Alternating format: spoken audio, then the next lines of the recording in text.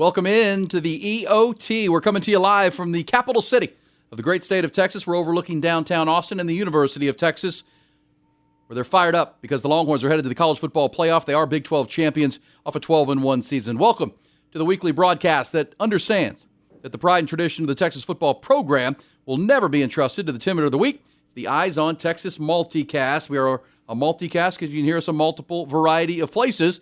You can see it on YouTube, on the Dave Campbell's Texas Football YouTube channel, the Horn and Austin YouTube channel, also on iTunes and Spotify. We are a product of the Republic of Football on Dave Campbell's Texas Football Podcast Network. We're powered by a presenting partner at Grande Equipment and our 4 other founding partners. I'm Aaron Hogan, morning show host at the Horn here in Austin. 25 years doing morning radio in the ATX. He is the senior writer at Dave Campbell's Texas Football, covering all things college and high school football in the great state.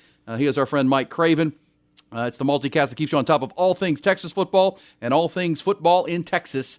Hello, Mike Craven. How are you, my friend? Doing pretty good. Started a podcast on Texas. They're in the college football playoff. Not saying we're the reason, but let's take it. I'm not saying we're not the reason. Well, thanks to you, our founding partners, and everyone that's listened all the way back. We started at spring practice with that this would be a good idea. You had the Dave Campbell's Texas Football, which is building and growing. It's been the high school Bible for so long, and now the growth of the college football brand that you're helping to spearhead. Let's do a podcast. You and I had talked about it for years in the past, and man, what a great run it's been so far. And now the month of December into January is going to be a heck of a lot of fun. And you know, everything we've talked about, starting with the spring, and could this team live up to expectation? Could it find the culture? Could it find the chemistry? The talent was really never in doubt if you go all the way back into March and April, Mike, that this team has plenty of talent. The portal was kind to Texas. The recruiting classes have been good. And, we'll get through it. We'll get into it on our 4 quarters of conversation today, culminating with a Big 12 championship in resounding exclamation point fashion, and then the news of Sunday morning of the college football playoff. It's been a heck of a run. And now you have a month to prepare for a Washington team in the college football playoff. And as Sark, you'll hear him say, if you can find a way to win that, you're playing for the national championship. Yeah, the conversation around Texas was always if they could get back when it should have been, they needed to be different. Like Sark needed to come in and make this a different football team, a tough football team, a blue-collar football team, one that broke away from that Austin, big city, 6th Street stereotype that the Longhorns had even when Mac Brown was the head coach there, when they didn't win all of those games all of the time that they were supposed to win. The thing we talked about all offseason that could hold this team back was intangible stuff, was stuff that you just couldn't see until that football team was on the field. Could they finish games? Could they handle adversity? They did that each week, and even when they lost a game, they bounced back and won them, backed it up and did it without their quarterback for 2 weeks, and then going into the Big 12 championship and having such a dominating performance. It was an impressive season for the Longhorns. And we'll talk about that game itself. Don't want that to get lost. Sark was clear that they're going to have a banquet that is going to be today on a Monday as we record this podcast to celebrate the season. What's to come is to come, but let's be present and let's celebrate this championship because it's been 14 years.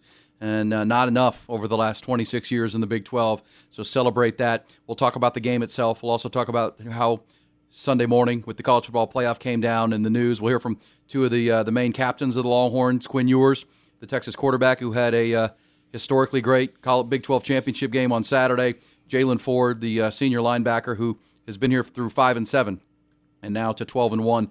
And a trip to the college football playoff. Before we get going with our 4 quarters, we can tell you we can also follow the show on Twitter at Eyes on Texas FB. Please do that. Give us a follow on Instagram at Eyes on Texas Pod, and now on Facebook we're live at Eyes on Texas Podcast. Before we start, also let's thank our presenting partner at Grande Equipment and our great friend and partner Wes Murray and his team. They understand that your reputation when you have a project is all you have. You need equipment, heavy equipment, and that's all that matters. Getting it done on time. No BS around that. That's why Grande partners with you on every project, and they have that way for more than 3 decades. They're not in the equipment business. Wes always tells me they're in the relationship business. When you need that right piece of equipment or lots of equipment for a project, they get you what you want. They'll get it to you quickly without hassles or any uncertainty of it being job site ready. The equipment from all the major manufacturers. They're an independent company, so Caterpillar, John Deere, Komatsu, Volvo, and more. Heavy equipment sales, rentals, and repairs. It's Grande Equipment. They also have a new renewable energy sector that supports solar projects all over the country. Pile driver applications is their specialty, using new and used equipment with the capability of renting statewide and nationally. Grande Equipment is your local but international independent dealer. As Wes always tells me, they're small and nimble and independent, but play in the big leagues in a big way at GrandeEquipment.com. They were in AT&T Stadium on Saturday, pre-game and having a great old time. The whole team there at Grande Equipment. Huge Longhorn fans. Remember, Grande doesn't overpromise. They always over-deliver, like this Longhorn team has. Let's start with our first quarter. We will run through 4 quarters as we do each time, halftime as well. A big announcement for a lifetime Longhorn who's going into the College Football Hall of Fame at halftime. Also, the Longhorns starring in the National Football League. We'll also hear from Texas players, and we'll get to the big questions of college football. That's obvious. Did the committee get it right? Texas is in, but Florida State is out. We'll discuss the justification for that and whether it was the right call. Also, the transfer portal is now open. The college football coaching carousel is spinning pretty quick right now, and 7 Texas teams going bowling, not just Texas, but Mike will help us with that as well. But let's kick off our first quarter, brought to you by the Texas Mortgage Guy, our buddy Carlos Carrion. For Longhorn fans looking for a new mortgage or down the road a refi, always look at thetexasmortgagiguy.com. He'll tell you all about him coming up after our first quarter. But, Mike, before we hear from Sark talking about the whirlwind last 24 hours from Saturday morning into Saturday afternoon into Sunday morning, what was your take on the Big 12 championship game? 49-21 Texas. Quinn Ewers, 452 yards and 4 touchdowns. It was almost a perfect, outside of the interception that Quinn threw, kind of the one time in the first half Texas got behind the chains where they had a holding penalty on Christian Jones that made it 1st and 20, and then Quinn threw a ball he didn't see the linebacker. Aside from that, Quinn threw for 450 and 4 touchdowns. Their receivers caught passes, 36 of them, for an average of 13 yards per catch. They had 7 different running backs run for 211 yards and 5 yards a clip. They were perfect in the red zone. And on defense, they held Ollie Gordon to 13 carries for 35 yards, the nation's top running back. Total domination. First half against Oklahoma in 2021 is the only other script of Sark's I can remember that had me in awe. Yeah. They ended up losing that game when Caleb Williams came in, but they were dominating Oklahoma early, and a lot of it was scheme. There wasn't defenders within 4 or 5 yards of Texas receivers catching footballs, and it's not just because Xavier Worthy and JT Sanders are awesome. It's because they were getting schemed up, and the best view was from the press box, right? Like that bird's eye view of what they were doing. Everything had a purpose. Everything had emotion. Everything was disguised in a different way and playing off of each other. And then he just did it for 4 quarters. It's like everything he did had the Midas touch, and you saw what it did for Quinn Ewers, right? I mean, when a guy is open and he knows where to go with the football, that's top 10 NFL draft pick guy, and we saw that on Saturday. He was excellent. Other than that one mistake, he just simply didn't see a dude on a crossing route. You're going to have a couple of those throws. And then defensively, Devondre Sweat, Byron Murphy, I mean, if your recipe is what Oklahoma State's is, it's not getting baked. Like, it just can't happen. And so it was just dominate, just absolutely dominate. Well, and I feel like that's why we'll hear Sark talking about the pivot points of the season and how they've gotten here. But the fact that they played 3 games in a row against Iowa State, Texas Tech, and Oklahoma State, which you always say styles make fights. That's a fight Texas wants to get into. Those are run-based power teams. Which is what I meant earlier about they needed to become different. When was that true for Texas? Oh, you're right about that. That's why Gundy had the winning record against Texas. It's why Matt Campbell is the bugaboo. It's why people my age are scared of Kansas State. It's because they could take Texas into a bar fight, and that's not – Texas wanted it to be a beauty pageant. They no longer need that to be true. They can beat you in the bar fight, and then they can look prettier than you at the same time. Well, that's huge kudos to Sark and Kyle Flood on the offensive line, Bo Davis on the defensive line, the recruiting, the strength and conditioning. I mean, they are the toughest team. And, yeah, they're the bullies on the block now, in addition to being, as you said, kind of breathtaking in their play calling. And this is what Sark has visioned, big humans and then speed and weapons and a quarterback that can sling it. Last week on the Eyes on Texas multicast, we talked about Sark and his praise for Mike Gundy's linebackers and just how good they were. Think about the first 3 plays to make it 7-0 after 3 and out on defense.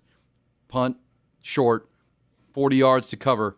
They go motion to the left, screen back to Cedric Baxter for 17 yards.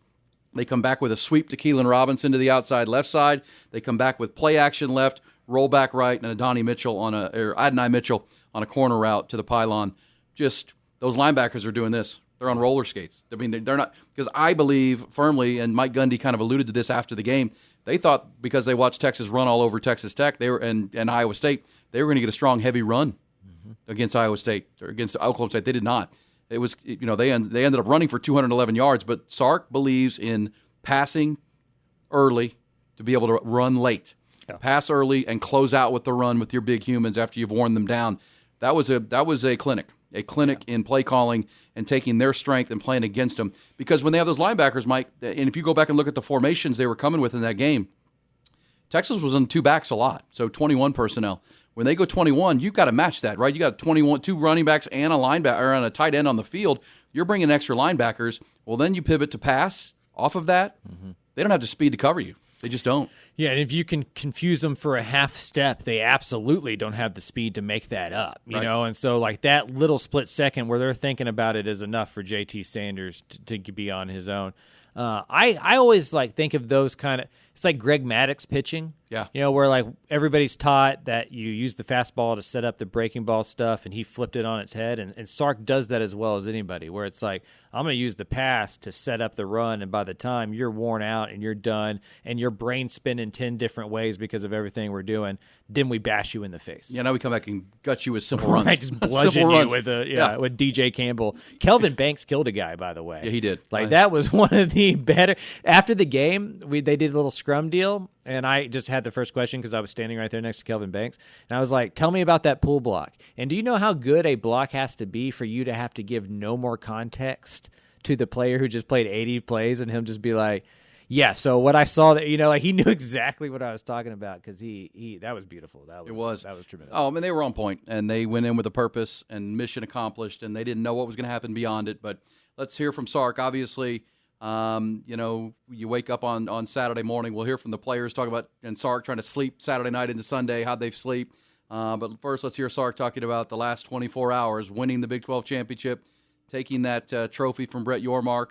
What a scene that was with the WWE belt and Brett Yormark getting flustered with all the boos and calling him Steve Garcesian, which I thought was pretty funny. It was a good scene. That's the name he checks into hotels in. Yeah, Steve Garcesian. Yeah. Pretty funny. Larry Sark, though, pretty happy with the last 24 hours of Texas football. A lot of highs around here, and just to piggyback off of yesterday, what a great moment for our players and Longhorn Nation to celebrate a Big 12 championship. And regardless of how today was going to go, I wanted to make sure that we continue to celebrate that because I don't want to lose sight of it. It's been 14 years since we had won one, and only 4 in the last 27. So what a great accomplishment for this team. Happy for those kids, and now. Kind of the cherry on top is an opportunity to go compete for a national championship, to get into the playoff. And I think our guys have earned it. They've had a great season. I think we're playing our best football right now at the right time. And so we'll get back to work. There's a lot of work to be done. We've got a month till we play. We got finals to take. We got to get healthy. We got to have a regimented practice plan to get ourselves prepared to play. But it's a heck of an opponent. Washington's a great team, as we all well know. We played them last year in the Alamo Bowl. It's going to take a lot of preparation. It's going to take us playing our best football when that game rolls around to try to be successful. How about that, Mike? The revenge tour continues. They've gotten to take receipts and finish off some rivals, and now you get to avenge last year's loss in the Alamo Bowl, 27-20. Fitting. Yeah, who would have thought that, right? I mean, that's like a very weird thing, the way that played out. But I think they've been able to develop a chip on their shoulder that they haven't had previously, and playing against teams that beat them. And it's the last time those teams were going to play against Texas in a long time, so you didn't want to give them eternal scoreboard the way Texas has had on A&M or what Oklahoma State got on Oklahoma. They were able to use that not to build pressure on themselves and to play tight, but to build some motivation and to create some stuff that maybe wasn't always there, right? Like that you heard Kirby Smart last year at the national championship game be like, nobody believed in us in this room, talking to the media. And we were all looking at each other like, everybody believed in you, right? Like Texas, sometimes you got to manufacture that chip when you're the best team. Texas was able to do that, and I think it served them well in a season that gets really, really long, and you can lose some of that motivation. There's a saying in leadership, and I think Sark, I know we've addressed it. We'll address it in coming episodes, as we have a month now to get ready for the Washington game. But Sark had some really good stuff today again about, how he's been different as a coach and how he's connected with this team. But leadership experts will tell you the following: no care challenge. They have to know you care. You have to know your players. They have to know you care about them, and then you can challenge them. Yep. You can't go the other way, right? I mean, and that's what you like about Sark. He's been intentional about getting to know this team individually. I mean, compare him to Tom Herman previously, who I thought had the opposite approach, wanted to challenge without knowing no one knew if he cared or not. He knows this team. He knows those players. He cares, and then he can challenge them. So when it's time to raise your voice, it's time to really challenge. That's when you can point out the chip, right? That's when you can challenge a player and go deeper, and they believe you are doing it for their best interest and they care. That's the difference in my mind. Tom Herman wouldn't even say the kicker's name. Yeah. We thought it was a running gag that I don't know who the kicker is. Well, Sark talks openly about his relationship with Bert Auburn and thinks he's a great kid. He really knows him. That's a coach and a leader who knows his roster. And to your point about putting a chip, well, he knows where to push it, how to poke the bear. He knows them, and they know him. So let's it's like a jockey on a horse, man. Know when to go to the whip. You can't just whip it all the time. You got to know when to go to the whip. Sark has done a great job with that. Let's start with this. I think it started with the Alabama game. Sark has played this, outside of the first quarter and the last 2 minutes of the Oklahoma game. Sark, I think, has jockeyed this pony pretty dang strong. Starting with the Bama game, I thought this was a great piece of audio from Sark today when asked about the Bama game, because Bama's in 2, and there's been talk. A lot of Longhorn fans, I'm sure you've heard it, Mike, that if Texas doesn't get in, they need to not play tough non-conference games, immediately cancel the Michigan game, don't play Ohio State. It doesn't help you. It only hurts you. But Texas got in. And here's Sark, who, thank goodness, for the good of college football, good of the Longhorns, doesn't believe that at all. And here was Sark on how important that Week 2 game with Alabama was for obviously getting into the playoff, but also the team they became. I'm hopeful. I'm hopeful of that, because I think for college football, that's needed. Right, when you look at the first 3 or 4 weeks of the college football season, if we don't play those types of games, and we're just waiting for conference play to begin, where's the excitement, right? What are we talking about? And so to get that spotlight that we had in Week 2, and that stage, I think was great for both of our programs, and not only from a recruitability standpoint, right? I mean, you see the kids see those games and they like, I want to play in those types of environments and in those types of games. But I think it was great for our team. That win gave us as much or more confidence than anything throughout the season to help us navigate our way through some of those other tougher games late in the year, because it gave us some more belief in what we were doing. And so there's a lot of value to playing those types of games early in the year. And obviously for the committee to recognize that, I think, is big, because now hopefully that'll continue to promote more games like that. And even for Alabama, for them not to get punished for playing that game, now it's okay to play these early games, and you can overcome that loss, especially when you're still a conference champion. All right, the right answer, I think. Do not play these games. Texas will play Michigan. They could play Michigan for the national championship this year, or they're going to play in Week 2 in Ann Arbor next September. That's good for college football. It's good for college football, and the 12-team playoff means that you can lose that football game and be fine. Alabama lost that football game and ended up being fine, and that's with a 4-team playoff. So if you're Texas, if you go 11-1 every regular season, you're in the 12-team playoff. That's going to happen as being part of the SEC. So you want to have those games, you want to test your teams, and I think as Alabama showed this year, not only can you overcome it, you can get better for it. The game's better for it, and it's why a lot of these dudes want to come to these universities. You can use it as a recruiting tool with the current recruits, and it gets them on the campus to play in those big games. You moved to the SEC because you didn't want to keep going to Ames, Iowa. Yeah, you're right. Now you get to go to Ann Arbor. You get to you go to Ann Arbor. You get to play Georgia, A&M for the first time, Florida, like that. That's why Colin Simmons is committed. You know what I mean? Like that's how you. Oh yeah, you're not recruiting Arch Manning, Colin Simmons, right? Best players in the country if you're not going to the SEC. And if you're not playing those kind of big games all the time, being on the national spotlight. Well, and this is where Sark and this staff are doing an amazing job. They're developing players, whether they're 5-stars or walk-ons, right? They're recruiting at a high level, and that's what players want. My partner Rod Babers on the radio. Any player you talk to, what are you looking for coming out of high school? You want to play with great players, at a great university. You want to play for championships. You want to play in the NFL, period. Yeah. And if you can sell that, and Texas is now selling that, I mean, think about as we watch the end of the Pac-12, unfortunately, on Friday night with a great game, Oregon and Washington. What was the demise of the Pac-12? Those kids were growing up watching every championship game being decided in the Deep South at Clemson, at Georgia, at Bama, at LSU. That's why C.J. Stroud left. That's why Bryce Young left. That's why all the best players on the West Coast said, I got to go there if I want to play for championships. And the Pac-12 died. I mean, it died. So I still credit Jay Hartzell, Kevin Eltife, Texas, and Chris Del Conte for the vision to say, you know what, that's where we need to be. And then hiring a coach and a staff who would build the roster to be ready for that. That's huge credit to the entire leadership and their vision. Everybody's always told me you are the 5 people that you hang out with. Yep. And Texas had to decide the group of people they wanted to hang out with, right? And did you want to be with those Big 12 teams, with those Pac-12 teams, and that potential merger that they had talked about? Or did you want to be grouped with the teams that take football as seriously as you do? For the Longhorns, that was a pretty easy decision. Well, and football and athletics, too. I mean, Yeah, every sport in the SEC is important. Right. Yeah. So the Texas swimming team will get challenged more in the SEC and the track and field department and the baseball team and the basketball team. It's going to be a lot of fun. But the football team is, you're right, that's the meal ticket. Let's hear from Sark on getting Texas back here. Actually, no. We'll get to that in a second, but I wanted to play this one because we're kind of going through in our first quarter here on the Eyes on Texas multicast CFP edition.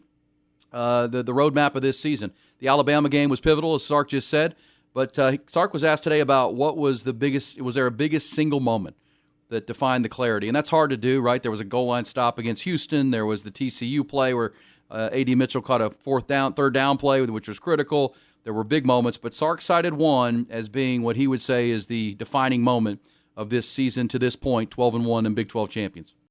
I don't know if there's a singular play. I would say the goal line stand against Kansas State, because that took some real resolve. You know, that took 4 plays in a row of different players making plays. It wasn't about one player. It wasn't about, one just phenomenal play. It was about execution. It was about a variety of players doing their jobs really well. It was about supporting one another and picking each other up when Quinn is out that game. Malik's starting. We had been turning the ball over offensively, and our defense found a way to win that game at the end in 4 straight plays.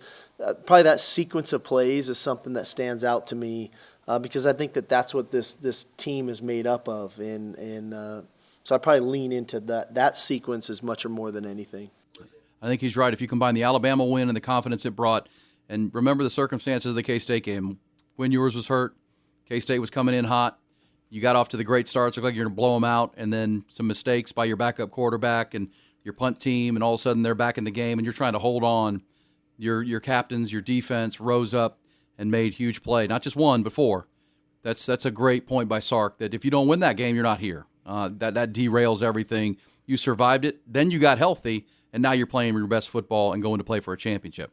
Yeah, it makes a lot of sense. You know, to go 2-0 with your backup quarterback has to give everybody that belief of we get Quinn back and we can beat anybody. Yeah. You know, we are, and then you see what Alabama's doing. You know, they watch SportsCenter, they watch TV, they know who the best teams are. And you see Alabama rolling, and you're like, man, we went there and beat them by 10.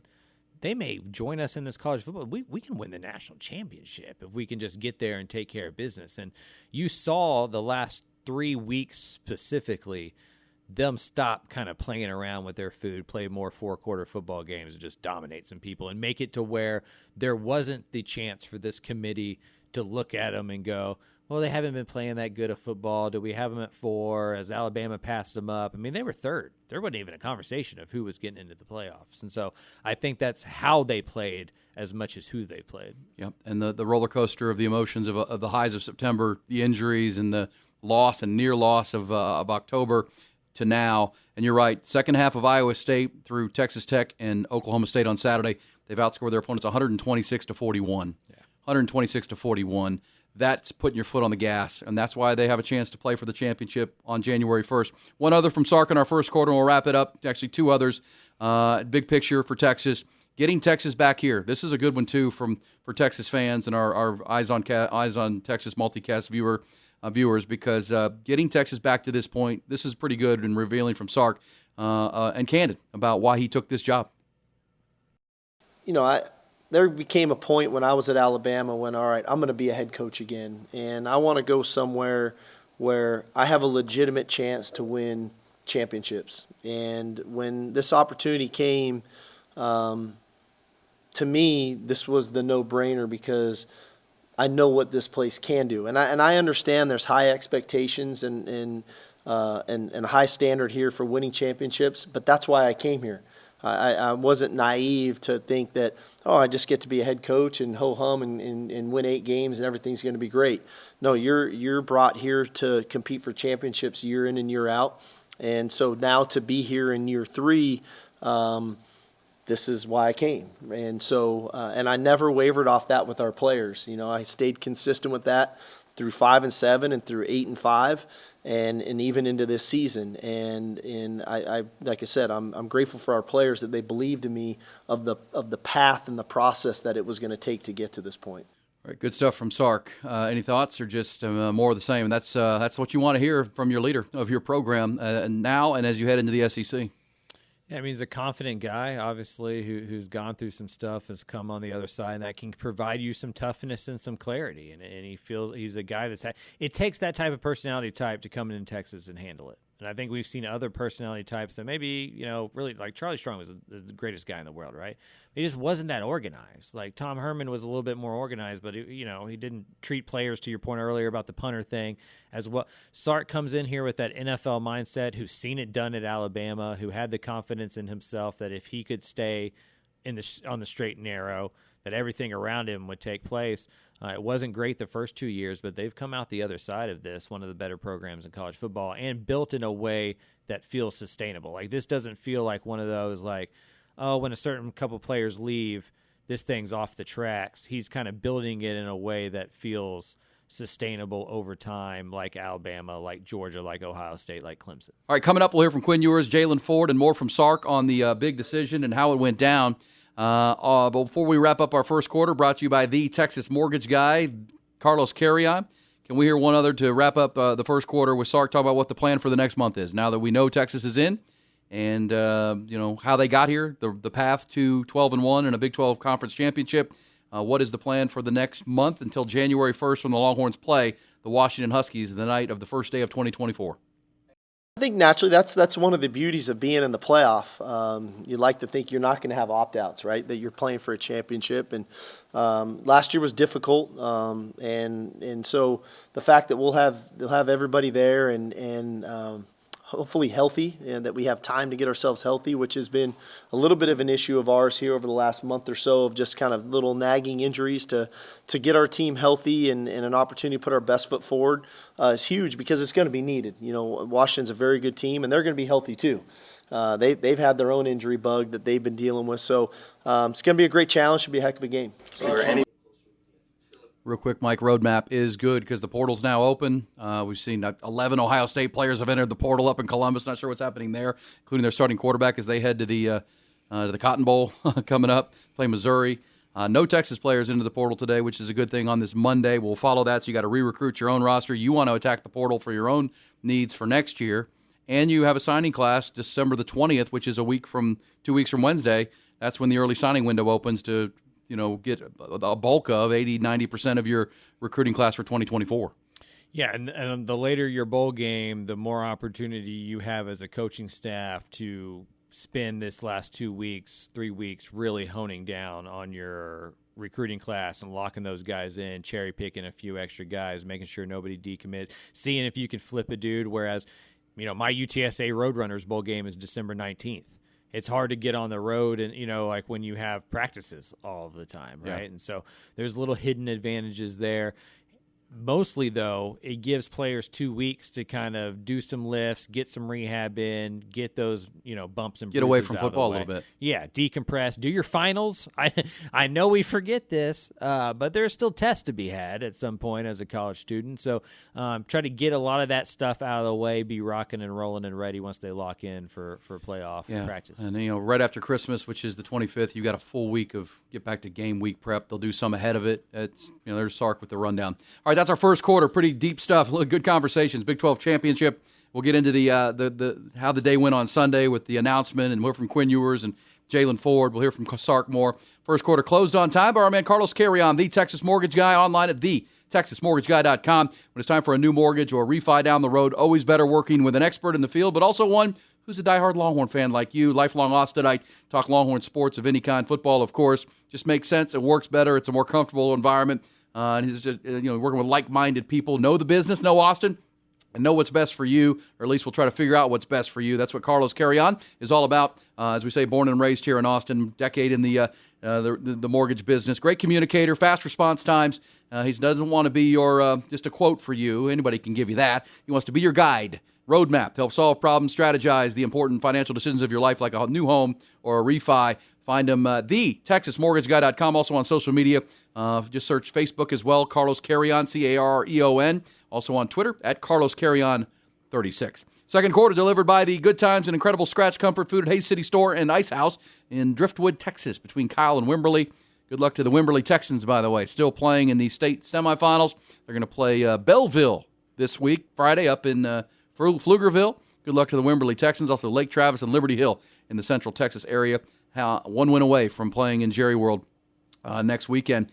And you get all that information at Dave Campbell's Texas Football, Mike. That's right, TexasFootball.com. Got it all. Locations, times, all that kind of stuff. And good coverage. Yeah. Not just college football, but the high school Bible as well. And what is that, $50 the whole year? $50 the whole year. Digital, you get the streaming, the magazines, and all the digital content. Best deal in media right there. I believe so. If you're a fan of football, high school, and college in the great state. All right, so second quarter delivered by Hayes City Store. Let's hear Sark. This is pretty good about when the announcement came down. Sunday morning, about 11:20 in the morning. You had to wait through about 20 minutes of jabbering. They announced that was kind of tenuous. But you knew Michigan was going to be 1. You knew Washington would be 2. And here we go with Texas and the announcement at number 3. What a cool scene. As I was standing there, I kind of took a moment to look at Jalen Ford, Tavondre Sweat, Jordan Whittington, J.T. Sanders, those guys that signed up for something totally different than when we came. And there was, the journey has been difficult at times, and it hasn't been all celebrations and cheers, and there's been some tough moments. So to see those guys be able to have that emotion yesterday on the field after the game, and that emotion right there that they're competing for a national championship. That's why they came to the University of Texas, right? That in your mind when you go to college and all right, I'm gonna go to Texas. I'm gonna be competing for a national championship. Well, now that's a reality. Now we get a one game season here, and if we're good enough, then we get another game season. And so now it's just putting forth the right effort and energy to try to make that happen. Good stuff. And from where it was, let's hear from Jalen Ford, Mike, because Jalen Ford was here for 5 and 7. He was here for Tom Herman. He came here as a linebacker out of the Metroplex, and things weren't great. And then there was a coaching change. And in this day and age of portal and COVID, could have gone anywhere, could have made the change he wanted to make. But Jalen Ford was there, and he talked about his night, how it went, the bus ride home, watching the Bama game, and then to the great moment on Sunday morning.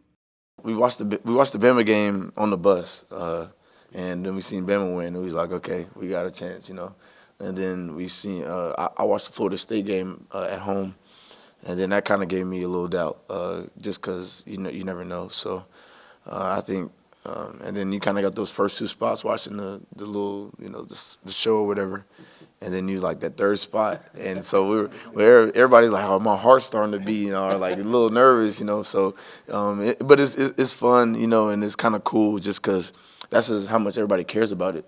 And when we seen that third spot go to us, everybody just erupted, and it was pretty cool, great moment. All right, the elation, right? All the work, all the, and I will say for Jalen Ford, we'll hear him coming up talking about playing Washington again and another rematch and how cool that is.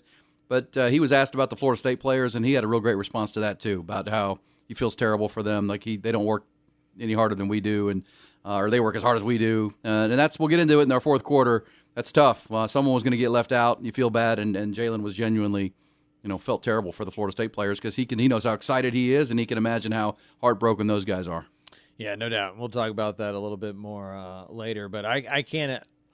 It just never felt like Texas could be out. But I imagine if you're a player or you're a coach, you're inclination is to think about the worst case scenario and that maybe they will screw us. Yeah, I think you and I were in the same line, but saying, yeah, you're right, because you're out of control, right? You try to, your coaches preach and players think, control the controllables, well, then you're out of control. All you can do is watch the games and hope like hell, like everybody else, that you can find your way in. Let's hear from Quinn Ewers. We'll hear more from Quinn here throughout our multicast here tonight, but Quinn was the MVP of the game, 454 yards and 4 touchdowns, one of the great Big 12 championship game performances on his way out, historically good. But here's Quinn on from the Bama win.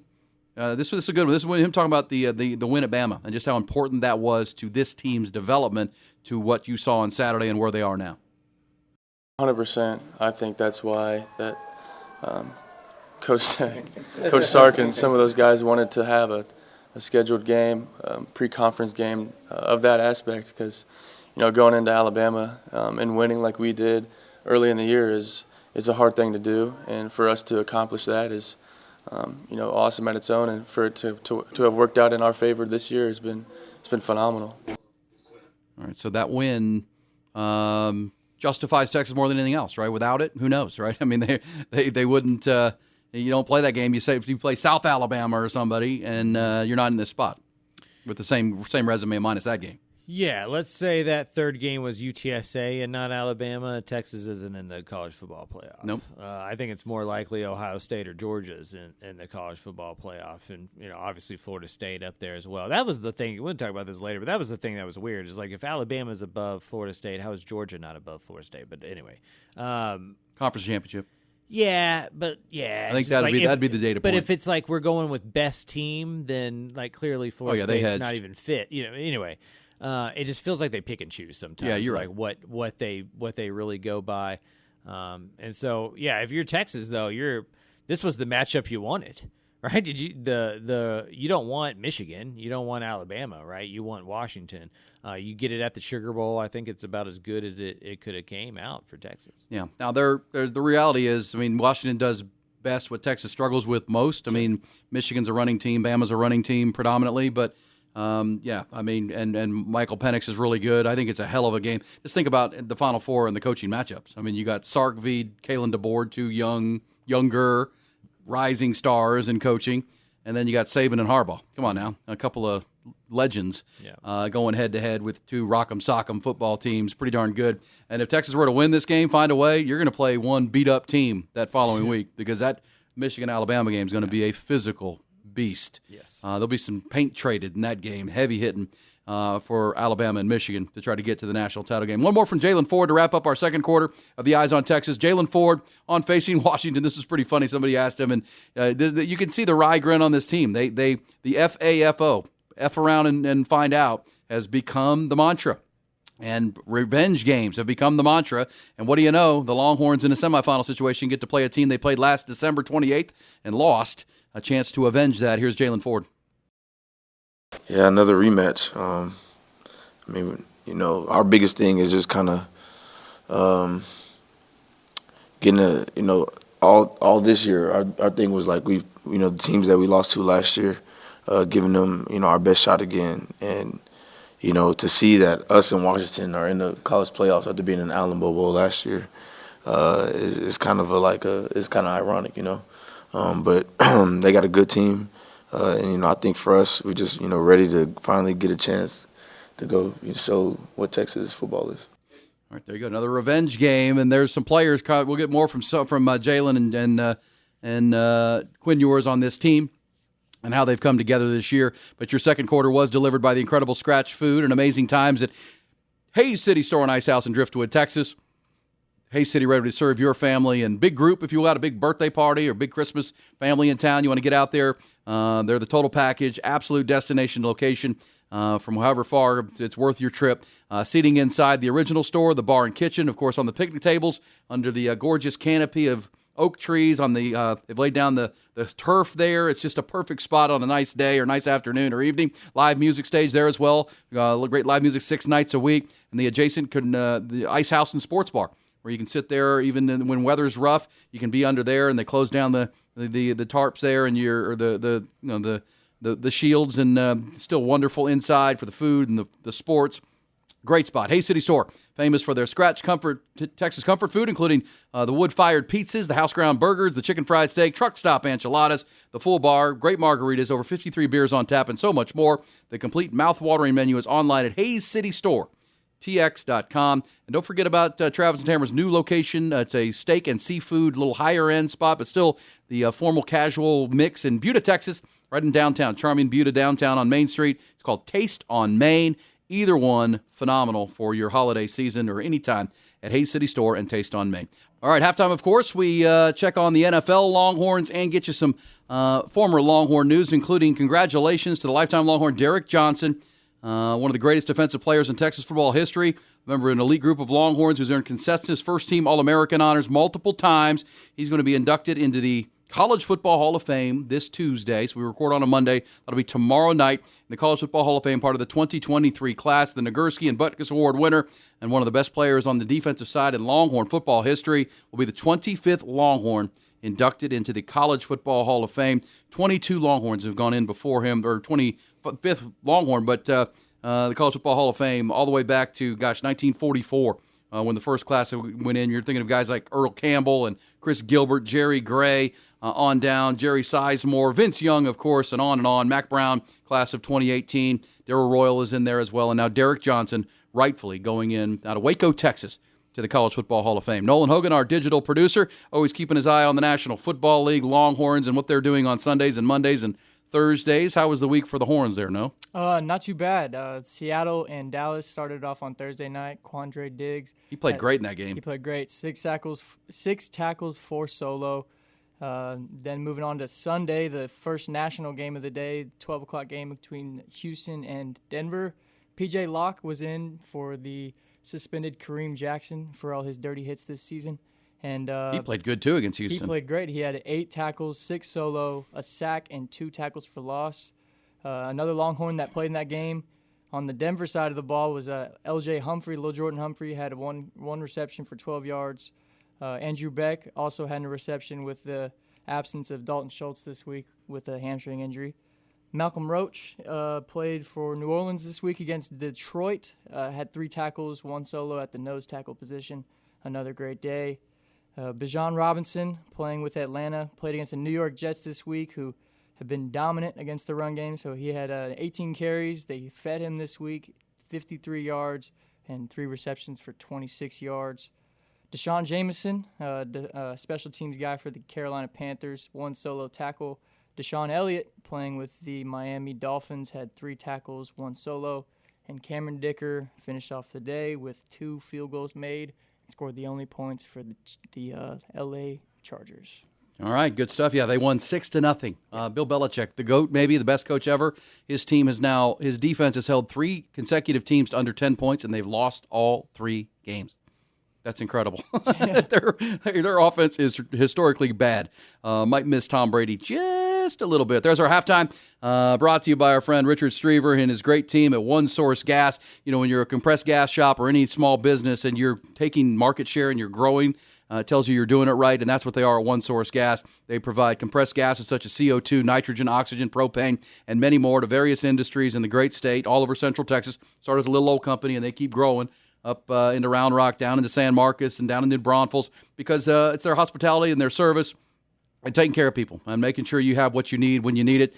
They serve the service and hospitality industry while also serving medical, veterinary, industrial needs that you have for compressed gas. You need it. You got to have it. You can't do your job without it, whether it's bar taps or dental office or veterinary clinic. If you have a business that has compressed gas needs and you're looking for a new CO2 or compressed gas provider who's better than one you have now, I promise you it's going to be One Source Gas of Central Texas. Online at onesourcegasatx.com. That's the number 1, O-N-E. Spell it out. Right? O-N-E, OneSourceGasATX.com, or call Richard and his team, 512-214-8484. One of their great staff members will be glad to help you with your compressed gas needs now and into the future. One Source Gas ATX.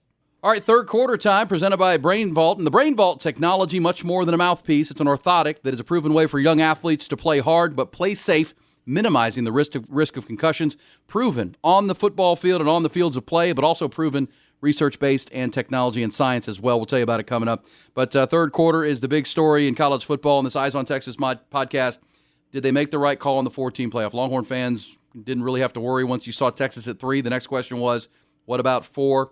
They made the call for Alabama as a conference champion, but a one-loss conference champion to Texas back in September.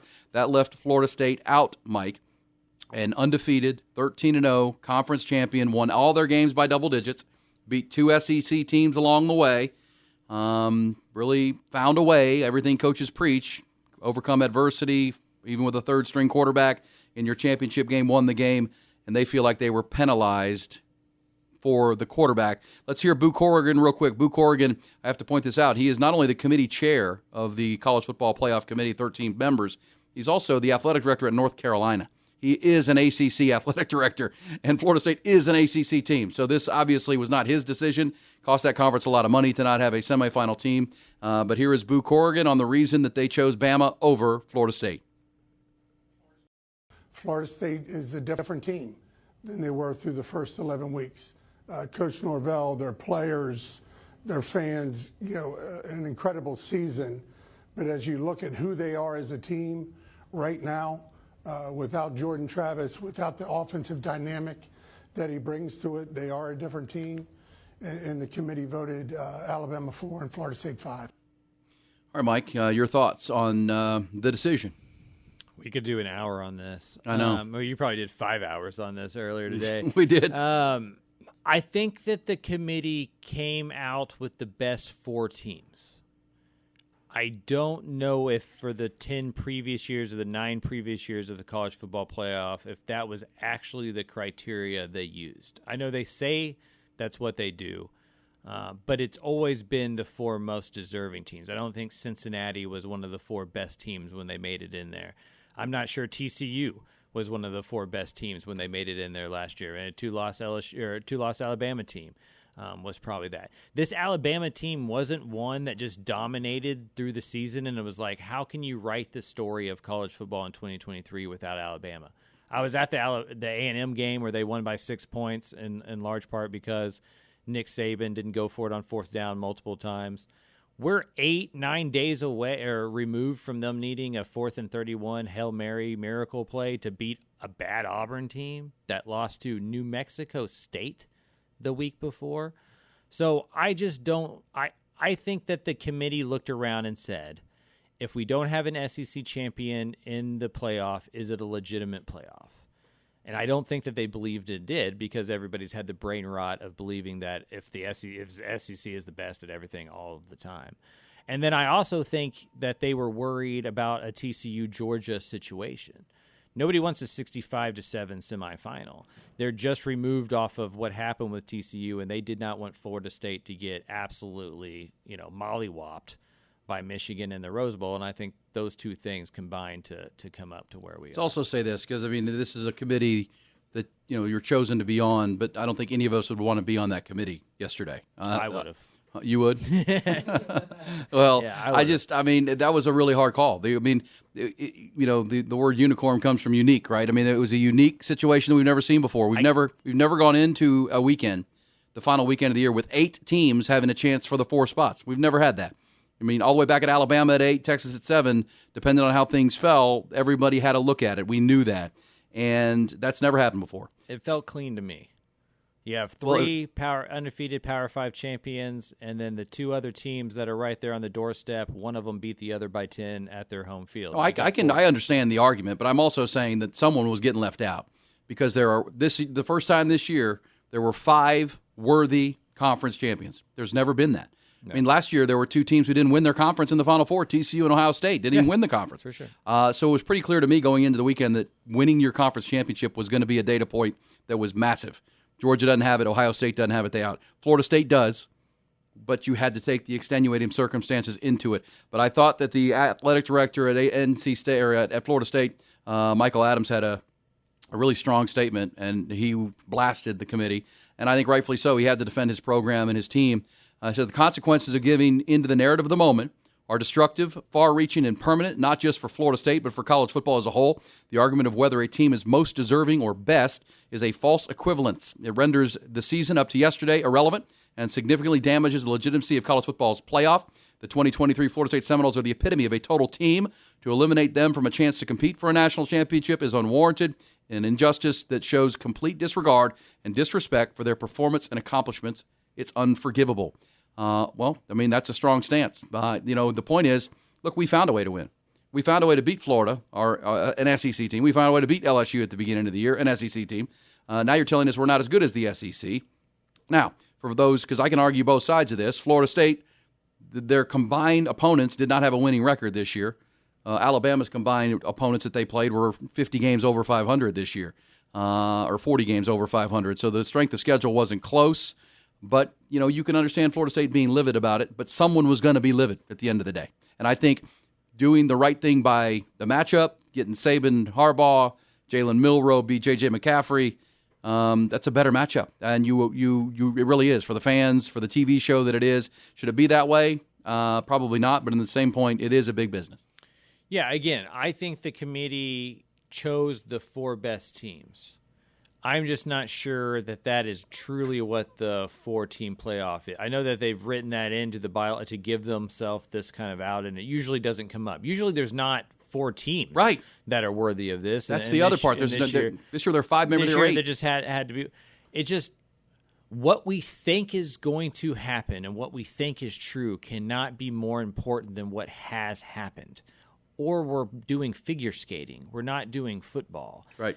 Everybody thought Oregon would beat the tar out of Washington. That was a 9.5-point spread. I made a lot of money off of that. Yeah. They weren't right. And I'm not saying Florida State would have gone and beat Michigan, just like I thought Cincinnati had no chance to beat Alabama. Just like I didn't think TCU could beat Georgia.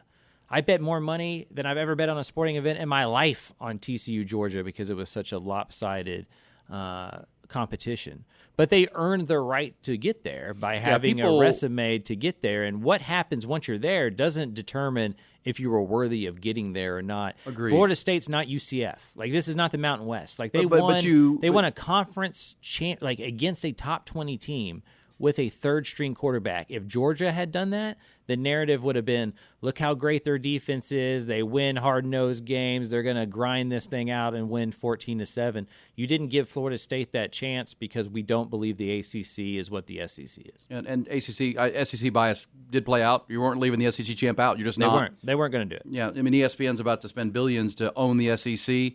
That you can't hide your head and think that's not part of this. No doubt. It certainly is. Because, I mean, look, you can say this, what you just said, Florida State, give them a chance. I mean, you used to win games with defense and special teams, and their defense is really good.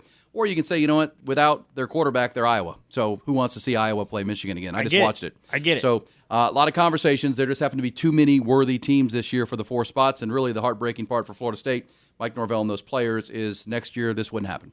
Next year they'd be in. They'd be a 5 seed hosting Liberty in a first-round playoff game in middle December. But that's not this year, and you feel really bad for them. That's our third quarter. It's brought to you by Brain Vault and the Brain Vault technology. Time to play safe, but play hard with Brain Vault at the same time. If you have a youngster in a collision sport, contact sport, get them fitted for the Brain Vault technology, a revolutionary and patented mouth guard that has been proven to help reduce the risk of concussions. And it's proven on the football field for 8 years with more than 100 NFL players wearing the Brain Vault technology with Drew Pittman, the NFL agent, and my dentist, Dr. Greg Eckert. They have now taken this to retail for young athletes because it is such an advance to help reduce the risk of brain injuries, traumatic brain injuries, and concussions. And all you have to do is go to brainvault.com. If your youngster plays, football or rugby, lacrosse, cheerleading, soccer, go to the website, brainvault.com. Right at the top of the page, you'll see what is Brain Vault. You click on that and have all your questions answered of what it is, how it was developed, and why it works. And then you schedule a fitting, individual or group, your whole team, their entire high school teams, lacrosse teams, cheerleading teams here in Central Texas, and now all over Texas who are getting fitted and getting set because it's got to be fitted for your jawline. It's only your orthotic. It fits to your mouth perfectly because that's why it works. Aligning the lower jaw in a position to the head and neck allows for maximum force and like a shock absorber for the mouth during that contact. It is such an advancement. It does work, research-based and on the field. Time to play hard, but play safe with Brain Vault at brainvault.com. All right, it is fourth quarter time. Let me just mention, though, to wrap up our did they get it right, it is telling that, and again, you just said the odds makers were dead wrong on Oregon. The prize for Florida State is to play Georgia in the Orange Bowl, and they're 14-point underdogs as we sit here today, 14-point underdogs. They can prove their point right there. If they go in and win that game, wouldn't that be something? Because Georgia's shown up and not cared before, if memory serves. and Georgia got left out of this after 29 consecutive wins and then a loss to Alabama. Can I make one last? Please do. If Florida State wins that football game, they can make a claim to a disputed split national champion. You're right about that. Alabama could not had they have gone and won their bowl game. Nobody would have been like, well, that season was tainted. You didn't put Alabama in. They didn't win the national championship at all. But with Florida State, you didn't give them the chance to get blown out by 40 to prove that they weren't the best football. All they did was everything that they could do, and that still wasn't enough. That is a symptom of a broken system. And that's why they're going to 12, just a year too late, or a year not a year enough here as far as that goes for this. But you're right. If they win that game, they can make a claim, and that's I'd love to see that. I think that'd be great for the sport if they somehow won it, and for those young players, and see if they can find the momentum for that. But Jordan Travis isn't coming back. They're going to have a backup quarterback. Should they have lied about that? What? How severe that injury was? Shouldn't, in retrospect, shouldn't they have just said it was like, Jordan Travis? Yeah, just been well, like, but if you saw it, his leg went the wrong way. I know. I just there was no way to hide that. we're opening up ourselves to a point where that's going to become a reality for this kind of thing. If you're going to say like Quinn Ewers' shoulder, you're going to say he's week to week, right? Because let's say Quinn Ewers goes down in the third quarter. He did go down for like a split second in the third quarter of that football game, where he missed like a play or whatever when it looked like he had been landed on funny. If that was a 6-week injury, if you're Texas, there's no way you say that. No. Because you now know that is a factor. And it's just like little things like that they're adding into the equation that is going to be – there's going to be a ripple effect here of how injuries are talked about, because you're going to want to hide big ones if you're on that 10 to 15 bubble. Yeah. Yeah. Well, exactly. And, think about it. You couldn't have hid that injury. I mean, it was think Dak Prescott. I mean, his leg. Do the Aaron broke. Rodgers. He just, science and him just agree, or medicine and him. Well, and poor Jordan Travis had a tweet saying, "I wish I'd gotten hurt sooner, so my team could have shown how good they are without me. It's not all about me." It was pretty heartfelt. Yeah. I feel terrible for that team. All right. Also around the state of Texas, the Eyes on Texas multicast, because we're looking all over the great state. 7 other teams and Texas going bowling. Longhorns are going to the Sugar Bowl. How about G.J. Kinney's Bobcats of Texas State? First time a bowl trip ever. Going to say congratulations to the new president there. Also, Don Coryell. Yeah. Good friend of mine, the athletic director. He's wanted this for so long and hired G.J. Kinney. They go 7-5. And, that crazy game at Arkansas State where they give up 77 points and 3 defensive touchdowns. But other than that, just a great season for them. They're going to play Rice, another Texas team you cover, Mike, in the First Responders Bowl up in Dallas on December 26th. Good for both schools. Yeah, good game for both schools. I think we see this more and more as the state gets split up. We got a couple in the American, one in the ACC, 2 in the Conference USA, 1 in the Sun Belt. So there's going to be more of these interstate games that we used to get in conferences. Excited for Texas State, excited for Rice. Everybody talks about how the bowl games don't matter anymore, and they don't to like the Blue Bloods. Ohio State doesn't care about their bowl game. I doubt Georgia's going to care about theirs, for example. But for Texas State, this is absolutely going to matter. For Rice, this is absolutely Well, fans can travel and be a part of it right after Christmas, Tuesday after Christmas. For the players, they get some cool stuff. Like being Texas, with your NIL, you're probably not getting anything from the Sugar Bowl you couldn't get yourself. But for these guys, they're going to have a trip, and it's going to be a lot of fun for them. Yeah, 7-5 for the Bobcats and beat Baylor. Mike Bloomgren has a nice season. They're going to play on December 26th. A&M will face Oklahoma State in the Texas Bowl. I'm not sure who's going to coach that team. Elijah Robinson was the interim coach, but he's taking the Syracuse job. I guess he'll do double duty for a little while as Mike Elko gets this thing cranked up. Have you heard anything on Mike Elko's first offensive coordinator at A&M? What's the latest? I have not. That's been one that I've been wanting to dig into, but the Houston stuff was happening over the weekend with Willie Fritz. UTEP broke today with Scotty Walden. I was at the Big 12 Championship, and so I just haven't been able to dig as much into the offensive coordinator. One name to keep an eye on, Brendan Marion. He's the hot commodity. Everybody wants him, right? Well, he was in it for that UTEP job. He interviewed on Sunday. He didn't get it. He got second to Austin Peay's Scotty Walden. With his Texas connections and just the difference of that offense, I'd imagine he's a hot name that's thrown out there in a lot of those lists. What do you make of Willie Fritz to Houston? Seems like a killer hire. I know Jeff Traylor was one you were hoping to keep at UTSA, but Willie Fritz won at Blinn. He won at Sam Houston State. He won big at Tulane. That guy can coach. Got great Texas ties, and he thinks he can build something special at U of H. Yeah, Georgia Southern as well. He's won a conference championship at each of his stops as a coach. If he's able to do that again at Houston, he's pound for pound one of the best coaches we've seen in college football in a long time. It's funny, I got the tip from how good of a coach he is from David Pierce, the Longhorn baseball coach. They were at Sam Houston together. Yeah, Bearcats. The Bearcats, and he said, hey, don't sleep on Willie Fritz. That guy can flat coach. Yeah.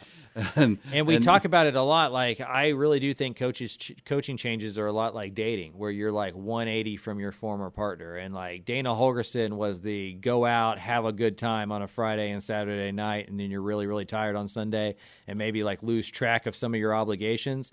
Like Willie Fritz is going to stay home and watch a movie with you, and that's going to be something good for Houston meat to and kind potatoes football, yeah. Stabilize that program a little bit. Well, it's all there if you can recruit and coach like he can. Did it at Tulane, and Tulane's a tough school. It's hard to get into academically. Yeah. You're recruiting against not just LSU, but the really big good schools in Louisiana and the South. No real resources. No, and he won a Cotton Bowl and has a team into the championship game again this year.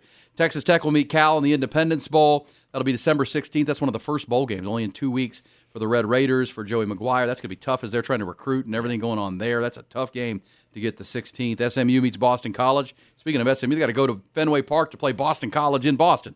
That seems like a bit of a raw deal. This is another one I have a complaint about the College Football Committee. They used the whole, what is the best team to determine the fourth spot in the college football playoff. That's fine.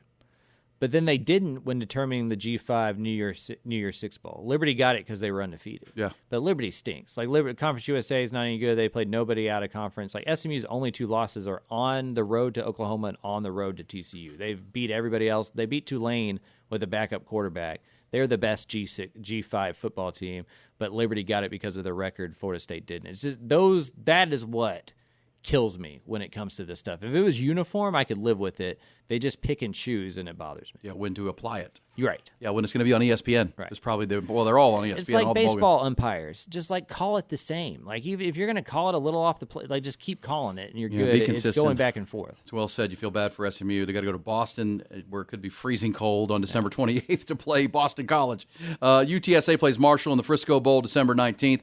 One other note with coaching. How about Texas State? They named today Jake Spavital to be their new offensive coordinator, or Baylor, I should say. Yeah. Baylor. I meant, speaking of Texas State, their former coach, right. Jake Spavital. Now the Baylor offensive coordinator. Happy for Jake. I got to know Jake when he was here. He's a good guy. Did a real good job with the Cal offense. He knows offense, and Dave Aranda needs somebody that can know offense. Yeah, absolutely. And it's a total flip from Jeff Grimes. They're going to total flip from Jeff Grimes. Not sure what they're going to do with the tight ends. Thank goodness for the transfer portal, because they can kind of hey, guys, you can stay. We're not kicking you out, but we don't use a tight end, so you can go ahead and mosey on down the road. I think they may use more tight ends just because of the roster that they're given. I don't know how they figure that out in one go, but it is absolutely going to be Dave Aranda doing the defensive thing, Jake Spavital doing the offensive thing, and that's why they wanted an OC with head coaching experience, so he doesn't have to micromanage them as much. Any other news from the carousel? Is it spinning, or are we slowing down a little bit? Slowing down a little bit. UTEP broke this morning at about 8 a.m. Scotty Walden from Austin Peay going out there to be their head coach. They won a couple conference championships. Offensive dude, young guy, I think it's 34 years old. Started at Sol Ross. And so the whole high school to college thing has picked up steam. I think the FCS and Division II up to FBS is also picking up steam as Lance Leipold and Chris Kleiman and Willie Fritz, as we just talked about, have success. Winners win. And I firmly believe that if you can win as a head football coach, then you can do that at pretty much any level. Good stuff right there. Dave Campbell's Texas Football Magazine's Mike Craven. That's on the web at texasfootball.com.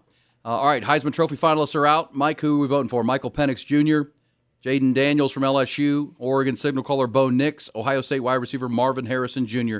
Your 4 finalists, one from each region essentially, which will divide the vote. My vote is going to the Longhorn opponent in the bowl, Michael Penix Jr., by a shade over LSU's Jaden Daniels. Who you got? Yeah, mine's Jaden Daniels.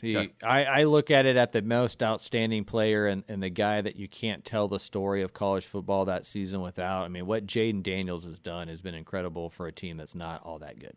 I'm going to go with Penix just because of 11-2, 13-0. So 24-2 the last 2 years, huge wins, clutch performances, leads that team, wills that team at times, and I like Michael Penix, but I don't think he'll win. It's a West Coast thing that's probably going to go to Jaden Daniels out of the Deep South. I agree with you, but I would vote for Penix. And that's who the Longhorns will have to deal with in the National Championship semifinal coming up on January 1st. And that's going to wrap up our fourth quarter and our CFP edition of the Eyes on Texas multicast. Good stuff tonight. A lot of good stuff with Sark, Longhorns, Big 12 Championship. Appreciate all the good stuff with Quinn Ewers and Jalen Ford. Just outstanding. Our fourth quarter presented by my new pearly white smile, my restored teeth at 51 years old this week. Thanks to Dr. Greg Eckert and his team for helping to rebuild it. They had a plan. They helped me execute the plan. How do I turned out that going in to see Dr. Eckert is just my normal dentistry. I was a teeth grinder, so at night I would grind my teeth down. So over the course of 4 decades of my life, they were a lot smaller than they should have been. I just ground them down. And so it was hard for me to smile and show teeth. I had to smile really big. So we rebuilt it, and it's amazing what a confident smile can give you, whether it's restoration or a complete rebuild of the permanently secure dental implants. They can do both with Dr. Greg Eckert. Just go to their website or call them. Dr. Eckert is the best right here in Central Texas on Far West. Completely game-changing brain vault technology and the dentistry. Just the great, great people. Dr. Greg Eckert. That's Eckert with a U. Ueckert, Dr. Greg Eckert, talking about a restoration. You need one tooth, the entire mouth, a restoration, or permanently secure dental implants. Call him today. Guys, that's a wrap on another edition of the Eyes on Texas multicast, product of the Republic of Football on Dave Campbell's Texas Football Podcast Network. We're powered by Grande Equipment and our other founding partners. Thank you to our digital producer, Nolan Hogan, our executive producer, Griffin Hogan. Their incredible work again this week. Our founding partners, Carlos Carrion, the TexasMortgageGuy.com, Hayes City Store in Driftwood, and Taste on Main in downtown Buda. One Source Gas of Central Texas, Dr. Greg Eckert, my dentist, and his brain vault technology, the orthotic that is more than a mouthpiece. And, of course, our presenting partner powers us every week. Grande Equipment, locally owned, independent, but worldwide equipment company serving the heavy equipment needs of this area and the world since 2004. Online at grandeequipment.com. Mike, tell them one more time how to become a subscriber at Dave Campbell's, because high school football playoffs are down to the Final Four, semifinal round across the state. But all this coverage you can't get anywhere else. Yeah, TexasFootball.com. We have, I want to say, almost half of the semifinals aired on TexanLive.com. So with a subscription, you'll be able to get that. You get the digital stuff. We have a recruiting magazine coming out this month. Micah Hudson's on the cover. We break down the top 100 players in the state and give out some super team stuff.